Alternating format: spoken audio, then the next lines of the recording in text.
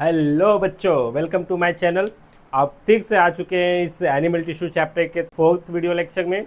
ठीक है, तो आई होप आप लोग अच्छे से मेरे वीडियो को देख रहे हो, अच्छे से पढ़ रहे हो। कोई भी चीज़ का डाउट रहे तो कमेंट में ज़रूर पूछिए और मेरे चैनल को सब्सक्राइब करना ना भूलिए @Dr. Biotex। ठीक है, तो हमने कल तक क्या पढ़ा था कि एपिथेलियम टिश्यू स्टार्ट किया था।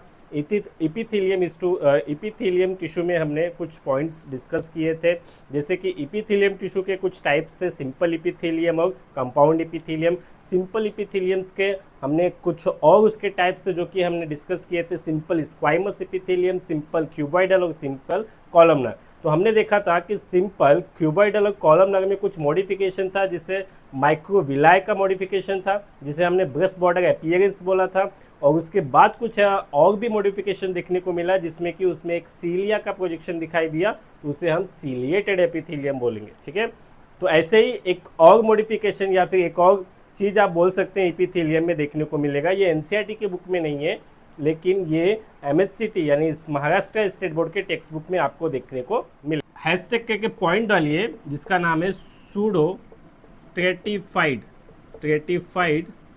Epithelium.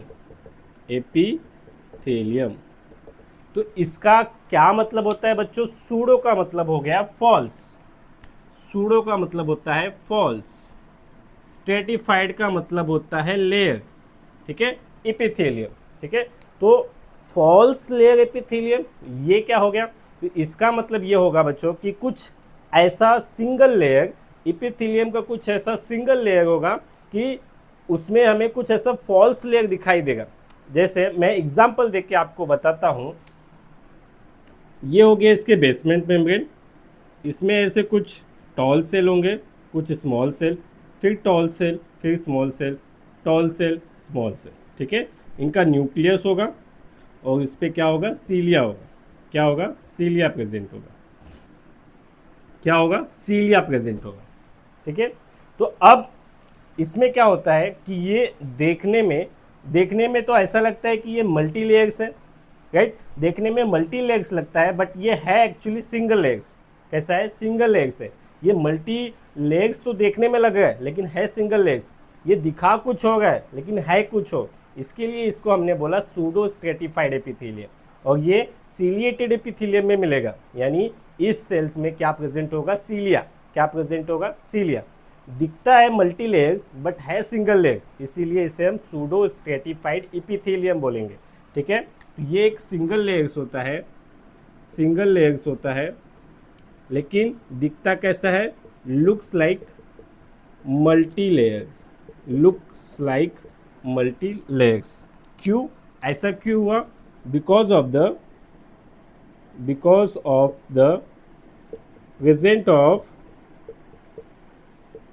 Toll and small cell, right? ये टॉल फिर small, tall small, tall small, ऐसे सेल्स के अरेंजमेंट के वजह से ये हमें सूडो स्ट्रेटिफाइड एपिथेलियम दिखता है। यानी ऐसा जो अरेंजमेंट है, इस अरेंजमेंट के वजह से हमें ये मल्टी लेयर्स दिखाई देगा, लेकिन ये होता है सिंगल लेयर्स। ठीक है, तो इसे हम ciliated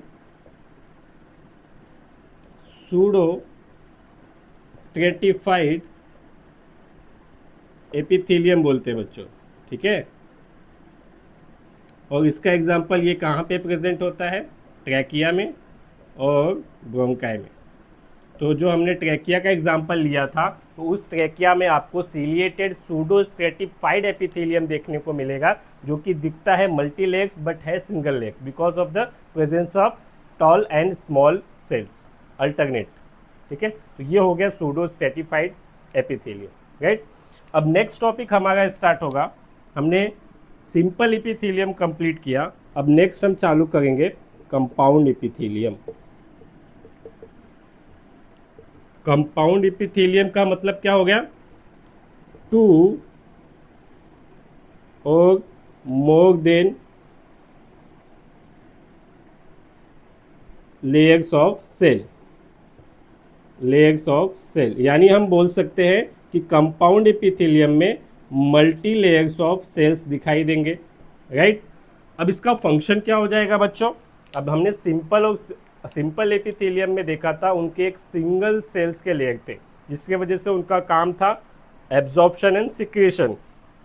but in the compound epithelium इनका लिमिटेड रोल हो जाता है किसमें, एब्जॉर्प्शन एंड सिक्रेशन में, because of they have more than 2 legs और multi legs of cell, right.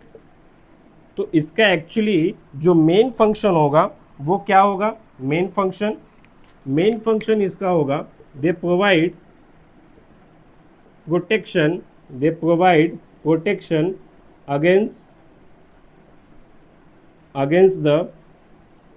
against the mechanical and chemical stresses। समझ में आ गया। तो इसका जो मेन फंक्शन होगा ये प्रोटेक्शन प्रोवाइड करेगा from the mechanical and chemical stress, right. तो इसका मतलब ये हो गया कि ये मल्टी लेयर्स ऑफ सेल है, इनका एब्जॉर्प्शन और सिक्रेशन में लिमिटेड रोल है और इनका जो मेन फंक्शन है वो होगा एक प्रोटेक्शन प्रोवाइड करना, ठीक है। अब ये आपको कंपाउंड एपिथेलियम कहाँ पे दिखाई देंगे, आपको कंपाउंड ऑफ एपिथेलियम कहाँ पे दिखाई देंगे, अगर इनका प्रोटेक्शन में रोल है तो स्किन में प्रोटेक्ट कर रहे हैं, ठीक है, बक्कल कैविटी में, फेरिंग्स में, और lining of duct like salivary glands और पैनक्रियाटिक डक्ट या पैनक्रियाटिक ग्लैंड, ठीक है। तो वहाँ की जो लाइनिंग होगी उसके अंदर आपको कंपाउंड एपिथेलियम देखने को मिलेगा, because they have the main function the protection. इसका मेन फंक्शन क्या है, प्रोटेक्शन। अगर ये स्किन पे प्रेजेंट है तो ये प्रोटेक्ट कर रहा है हमें बाहर के मैकेनिकल और केमिकल स्ट्रेस से, ठीक है। इतना समझा।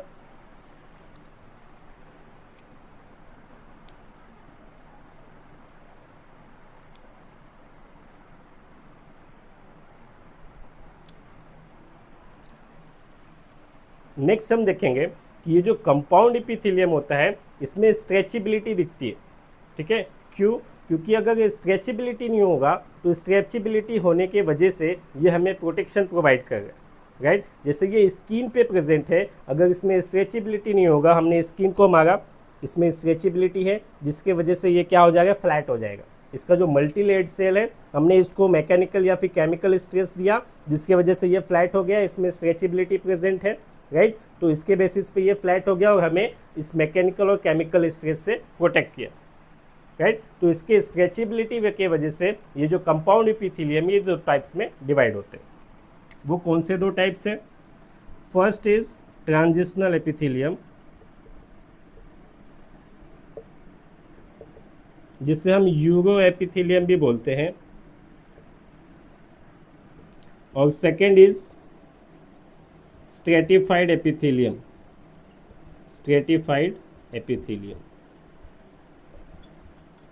ठीक है। तो इनके स्ट्रेचेबिलिटी के बेस पे, on the basis of stretchability, ठीक है, इनके स्ट्रेचेबिलिटी के बेसिस पे ये 2 टाइप्स में डिवाइड होते हैं। कितने टाइप्स में, 2 टाइप्स में। एक होता है ट्रांजिशनल एपिथेलियम, दूसरा होता है स्ट्रेटिफाइड एपिथेलियम। अब ये जो ट्रांजिशनल एपिथेलियम होता है ये स्ट्रेचेबल होता है। कैसा होता है, स्ट्रेचेबल। कैसा होता है, स्ट्रेचेबल होता है। देखिए कैसे, जैसे कि ये मल्टी लेयर्ड ऑफ सेल है, राइट। तो इसमें बहुत सारे मल्टी लेयर्ड सेल होंगे, ठीक है। अगर इस पर हमने मैकेनिकल या केमिकल स्ट्रेस दिया तो ये क्या हो जाते हैं, स्ट्रेच हो जाते हैं। स्ट्रेच होने ये कैसे हो जाएंगे, फ्लैट हो जाएंगे। क्या हो जाएंगे, फ्लैट हो जाएंगे। क्या हो जाएंगे, फ्लैट हो जाएंगे। इसमें भी मल्टी लेयर्ड ऑफ सेल है, but against the chemical and mechanical stress के बाद ये कैसे हो गए, फ्लैट हो गए, जिसके वजह से ये हमें प्रोटेक्शन देगा, राइट। तो इसका एग्जाम्पल क्या हो जाएगा बच्चों, इसका एग्जाम्पल हो जाएगा रीनल पेल्विस, यूरेटर और यूरेनरी ब्लैडर एक्सेट्रा, ठीक है। जब भी यूरेनरी ब्लैडर की हम बात करें तो यूरेनरी ब्लैडर में जब 4 to 500 या फिर 200 to 300 ml ऑफ यूरिन जब वहाँ पे कलेक्ट हो जाता है, जिसके वजह से उस कलेक्शन ऑफ यूरिन के वजह से उनके जो वॉल्स होते हैं उस पर एक मैकेनिकल और केमिकल स्ट्रेस जाता है और उसका सिग्नल अपने ब्रेन में जाता है, वो स्ट्रेच होता है। स्ट्रेच होने के वजह से हमें पता चलता है कि हमें यूरिनेशन का एक सेंसेशन हुआ, जिसके बाद हम यूरिन करने को जाते हैं। यूरिनेशन के थ्रू वो यूरिन वापस पास हो जाता है थ्रू द यूरेथ्रा। ठीक है, तो जब ये यूरिन कलेक्ट हुआ इन द यूरिनरी ब्लैडर, तो ये हमारे यूरिनरी ब्लैडर को एक उसके वॉल्स को एक स्ट्रेच दिया, तो ये क्या हो गया, स्ट्रेच हुआ। तो इसमें स्ट्रेचेबिलिटी प्रेजेंट है। तो अगर स्ट्रेचेबिलिटी प्रेजेंट है तो उसमें कौन सा एपिथेलियम होगा, कंपाउंड एपिथेलियम। जहाँ पे सिक्रीशन और एब्जॉर्प्शन की बात हो तो सिंपल एपिथेलियम, जहाँ पे स्ट्रेचेबिलिटी और प्रोटेक्शन की बात हो तो कंपाउंड एपिथेलियम। ठीक है, but in the stratified epithelium हम देखेंगे कि ये दो पार्ट्स में डिवाइड होते हैं। एक होता है केराटिनाइज एपिथेलियम और दूसरा होता है नॉन केराटिनाइज एपिथेलियम। अब ये क्या होता है, केराटिनाइज एपिथेलियम का मतलब एक केराटिन होता है, एक केराटिन नाम का प्रोटीन है जिसके डिपोजिशन के वजह से वो ड्राइनेस होता है। लाइक वो एक केराटिन्स एपिथेलियम है। केराटिनिस एपिथेलियम और नॉन केराटिनिस एपिथेलियम में क्या डिफरेंस है, पहले तो हम देखेंगे कि केराटिन क्या होता है। Keratin is like a structural protein, right. एक स्ट्रक्चरल प्रोटीन है जिसमें डाइसल्फाइड बॉन्ड होता है, जिसके वजह से ये वाटर इम्परमिएबल होता है, यानी इसके अंदर वाटर नहीं जा सकता। ये एक डेड सेल है, ठीक है, ये कैसा है, एक डेड सेल है। डेड सेल होने की वजह से, वाटर इम्परमिएबल होने की वजह से ये प्रोटेक्शन का काम कर रहा है। किसका, प्रोटेक्शन का काम कर रहा है, वाटर को लूज होने में मदद कर रहा है ताकि वाटर वहाँ से लूज ना हो सके, राइट। तो केराटिन क्या है, एक स्ट्रक्चरल प्रोटीन है। क्या है, एक protein, type of the protein. ठीक है, जैसे कि ये सेल हो गया मल्टीलेयर्ड, और इस मल्टीलेयर्ड सेल पे ऐसे ऊपर की तरफ क्या डिपॉजिट होगा, केराटिन। क्या होगा, केराटिन। ठीक है, तो केराटिन प्रोटीन का डिपोजिशन होता है। ये कैसे होते हैं, वाटर इम्परमिएबल, क्योंकि ये डेड होते हैं, राइट।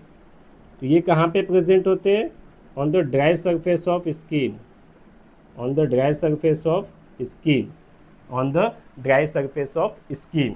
ठीक है, तो जो हमारा स्किन है, जो ये ड्राई सरफेस है स्किन का, इसी स्किन पे आपको केराटिनाइज एपिथेलियम दिखेगा, यानी केराटिनाइज कंपाउंड एपिथेलियम दिखेगा, राइट। ये वाटर इम्परमिएबल होते हैं, इसमें से वाटर लूज नहीं हो सकता, यानी इसमें से वाटर पास नहीं हो सकता। तो ये हो गए केराटिनाइज स्ट्रेटिफाइड एपिथेलियम, जो कि एक कंपाउंड एपिथेलियम्स का टाइप है। ठीक है, तो ये है केराटिनाइज स्ट्रेटिफाइड एपिथेलियम। और इसमें हमें एक और पॉइंट देखने को मिलेगा, ये और कहाँ पे मिलेगा आपको, नेल्स में मिलेगा, हेयर्स में मिलेंगे, ठीक है, एक्सेट्रा। तो नेल्स, हेयर में भी आपको केराटिनाइज स्ट्रेटिफाइड एपिथेलियम देखने को मिलेंगे। वो ड्राइनेस ऑफ स्किन यानी ड्राई पार्ट्स में होते हैं, वो एक डेड होते हैं जो कि वाटर को इम्परिमेबल होते हैं, वाटर लूज होने में हेल्प होते हैं, प्रोटेक्ट करते हैं, राइट। अब हम देखते हैं कि दूसरा type non stratified epithelium, means इसमें जो केराटिन होगा वो एब्सेंट होगा, राइट। केराटिन का जो प्रोटीन्स का डिपोजिशन होगा वो एब्सेंट होगा।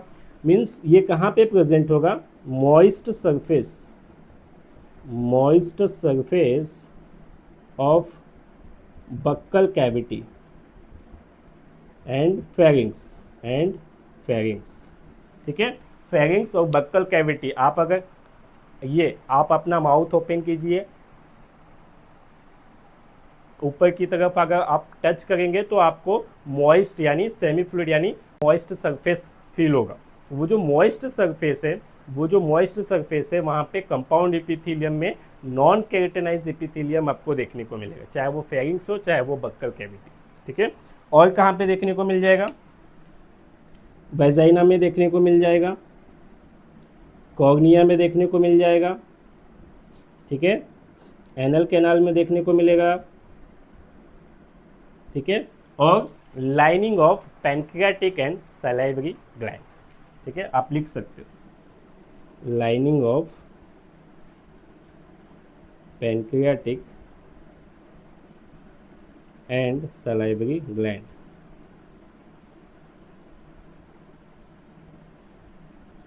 या फिर ग्लैंड। ठीक है, जो पैंक्रियाज के और सलाइवरी के ग्लैंड्स होते हैं उनके डक्ट की लाइनिंग को कौन कवर करता है? Non keratinize epithelium. ठीक है, तो वापस से एक बार रिपीट कर लेते हैं हम। Compound epithelium has multi layered of the cells, they are the provide protection against the mechanical and chemical stresses. They have the on the basis of stretchability have two types. First is the transitional epithelium, इसे हमने urothelium भी बोला because ये mostly urine यानी ureter, renal pelvis, urinary bladder इस parts में present होता है, इसके लिए हम इसे यूरोथेलियम भी बोलते हैं। ठीक है, तो स्ट्रेचेबल होते हैं जो कि एक मैकेनिकल केमिकल स्ट्रेस के बाद ये फ्लैट हो सकते हैं। Renal pelvis, ureter and urinary bladder में ये प्रेजेंट होते हैं।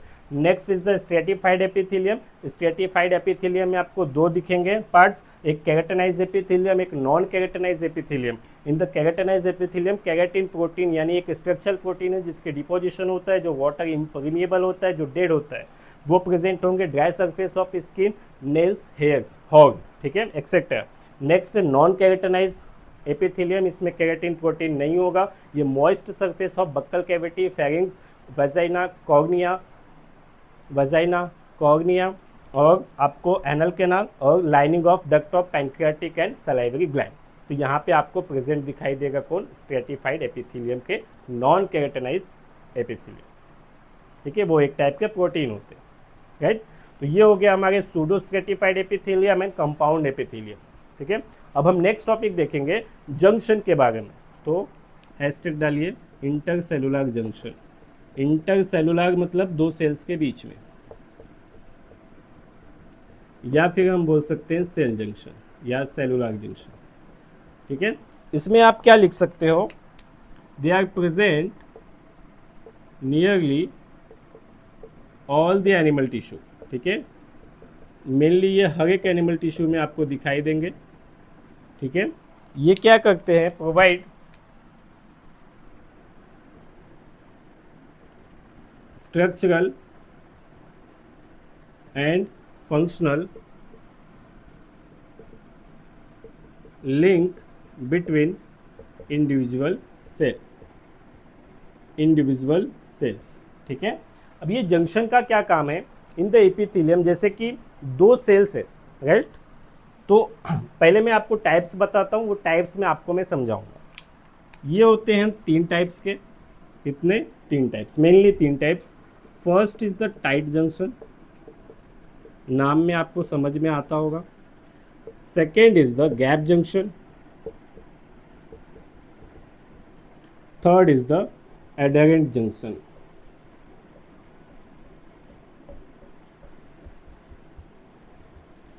ठीक है, ये तीन टाइप के आपको जंक्शन दिखाई देंगे जो कि एक प्रोटीनिशियस स्ट्रक्चर है। ये भी एक प्रोटीन से बने होते हैं। लाइक जो टाइट जंक्शन होता है वो क्लाउडिन, ओक्लोडिन, ये सब प्रोटीन से बने होते हैं। एडहेरेंट जंक्शन भी बहुत सारे प्रोटीन से उससे बने होते हैं। ठीक है, तो ये जंक्शन का काम क्या होता है? तो कुछ ऐसे जंक्शन होते हैं जो दो सेल्स के बीच के कनेक्शन को मेंटेन रखते हैं ताकि वो दोनों सेल्स आपस में जुड़ा गए। अब टाइट जंक्शन की बात करें तो इन द टाइट जंक्शन, जैसे कि दो सेल है, सेल 1 एंड सेल 2। अब इन दोनों के सेल्स के बीच में अगर टाइट जंक्शन प्रेजेंट होगा तो ये टाइट जंक्शन क्या करता है? इन दोनों के सेल्स के बीच में कोई भी सब्सटेंस के लीकिंग को स्टॉप करता है। मतलब इन दोनों के बीच में कोई भी सब्सटेंस होगा, वो सब्सटेंस इस सेल्स के बाहर नहीं जा सकता because of the presence of tight junction. ठीक है, तो हम लिख सकते हैं इसमें कौन सा प्रोटीन होता है? ओक्लोडिन प्रोटीन्स प्रेजेंट होता है और ये क्या काम करता है? Stop leaking substance between adjoining cell या फिर एडजेसेंट सेल्स या बिटवीन द टू सेल्स, यानी दो सेल्स के बीच में इनके सब्सटेंस को लीक होने के लिए ये मदद करता है। ये अगर टाइट जंक्शन प्रेजेंट है तो दो सेल्स के बीच में कोई भी सब्सटेंस है वो लीक करेगा ही नहीं, वो स्टॉप कर देगा, राइट। तो ये हो गया टाइप का tight junction. Second is the gap junction. In the gap junction between the two cells like this, ठीक है, ये हो गया आपका गैप जंक्शन, ये हो गया gap junction.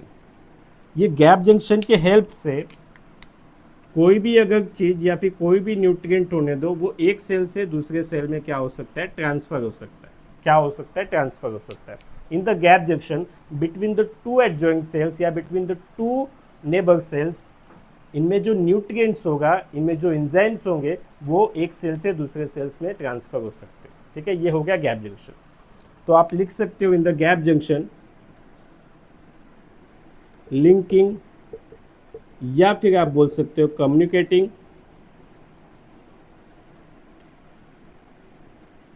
Between two neighbour cells. ठीक है, ट्रांसफर, इसका क्या होगा, इसमें क्या फंक्शन होगा, रैपिड ट्रांसफर ऑफ आयन। जो आयंस का ट्रांसफर है वो कैसा होगा, रैपिड्स होगा। अगर आपने स्लो लिखा तो गलत हो जाएगा। And big and small molecules, कुछ बड़े और छोटे मॉलिक्यूल्स का भी ट्रांसफ़र होगा, राइट। और जो आयंस है उनका रैपिड ट्रांसफ़र आपको इस गैप जंक्शन से देखने को मिलेगा। इस गैप जंक्शन में आपको क्या देखने को मिल रहा है कि दो सेल्स है, दो नेबर सेल्स है, उनके जो साइटोप्लाज्म है वो साइटोप्लाज्म एक दूसरे से कनेक्ट है। आप ये भी लिख सकते हो कि linking communicating between the two neighbour cells through cytoplasm, right. ये भी लिख सकते हो आप कि इनके जो साइटोप्लाज्म है वो एक दूसरे सेल से कनेक्ट है। Due to the connection between the cytoplasm of neighbour cells, rapid transfer of ions, some small and large molecules का एक्सचेंज होना, और they provide communicating between two cells, right. ये लिख सकते हैं। सेम वही थिंग्स है, यहाँ पे साइटोप्लाज्म का कनेक्शन है दो सेल्स के बिटवीन में due to the gap junction. Gap junction की वजह से जो आयंस है उनका रैपिड ट्रांसफर होगा, छोटे और बड़े स्मॉल मॉलिक्यूल्स और लार्ज मॉलिक्यूल्स का भी ट्रांसफर होगा। ठीक है, और ये दो सेल्स के बीच में कम्युनिकेटिंग रखता है, यानी बातचीत चालू रखता है। आप मेरे साथ में हैं, पड़ोस में हैं, अगर गैप जंक्शन है तो हमारे बीच में क्या होगा, बातचीत चालू होगा, राइट। तो ये हो गया gap junction. Third is adherent junction. इसमें प्रेजेंट होता है जोना, अडहेरेंस, यानी एक्टिन, है ना, ये सब चीज़ें प्रोटीन प्रेजेंट होती है, राइट। ये एक सीमेंटिंग का काम करता है बच्चों। लाइक कैसे, देखो अगर ये दो सेल हैं, इन दोनों सेल्स के बीच में ऐसे सीमेंटिंग का काम करता है। ये दोनों को पकड़ के रखता है, सेल 1 एंड सेल 2, राइट। तो ये क्या काम करता है, सीमेंटिंग बिटवीन टू सेल्स। इसी को हम डेस्मोसोम भी बोलते हैं। क्या बोलते हैं, desmosome. Cementing between the two cells means अगर ये दो सेल्स हैं, इन दोनों के बीच में ऐसा सीमेंट के जैसा काम करता है। जैसे दो ईंटों को हम सीमेंट लगा के चिपका देते हैं, वैसे ये एडहेरेंट जंक्शन भी दो सेल्स के बीच में ऐसे सीमेंटिंग की तरह पकड़ के रखता है। दोनों सेल्स को पकड़ के रखेगा, एक सीमेंट की तरह उसको चिपका देगा, बस। तो ये हो गया एडहेरेंट जंक्शन। इसी को हम डेस्मोसोम भी बोलते हैं। डेस्मोसोम में भी दो सेल्स, एक वो सीमेंटिंग की तरह उन दोनों को ऐसे पकड़ के रखता है, ऐसे पकड़ के रखेगा दोनों सेल्स को, वो हो जाएंगे एडहेरेंट जंक्शंस। ठीक है, तो they are the three junctions, gap junctions, tight and adherent junction. ठीक है, तो ये तीन टाइप के इंटरसेलुलर जंक्शन प्रेजेंट होते हैं nearly all the animal tissue. हर एक टिश्यू में आपको ये देखने को मिल सकता है, राइट। तो यहाँ तक हमने इपिथेलियम पढ़ा। इपिथेलियम यहाँ पे कंप्लीट होता है। हम नेक्स्ट टिश्यू स्टार्ट करेंगे कनेक्टिव टिश्यू। ठीक है, बाय।